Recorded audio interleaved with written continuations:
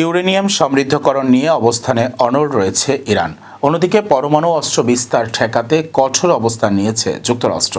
আল জাজিরার এক বিশ্লেষণী প্রতিবেদনে বলা হয়েছে, যুক্তরাষ্ট্র যুদ্ধবিরতি বা কোনো চুক্তির ক্ষেত্রে ইরানের ইউরেনিয়াম সমৃদ্ধকরণ পুরোপুরি বন্ধ করার শর্ত দিচ্ছে। প্রেসিডেন্ট ডোনাল্ড ট্রাম্প বারবার দাবি করেছেন, ইরানকে কোনোভাবেই পারমাণবিক অস্ত্র অর্জন করতে দেওয়া হবে না। তবে ইরান অভিযোগ অস্বীকার করে বলেছে, তাদের পরমাণু কর্মসূচি সম্পূর্ণ শান্তিপূর্ণ ও বেসামরিক উদ্দেশ্যে পরিচালিত হচ্ছে। দেশটির দাবি, জ্বালানি ও শিল্প খাতে ব্যবহারের জন্য তারা ইউরেনিয়াম সমৃদ্ধ করছে। আন্তর্জাতিক পরমাণু সংস্থার তথ্য অনুযায়ী ইরানের কাছে বর্তমানে উচ্চ মাত্রায় সমৃদ্ধ ইউরেনিয়াম মজুদ রয়েছে, যা নিয়ে উদ্বেগ বাড়ছে পশ্চিমা দেশগুলোর মধ্যে।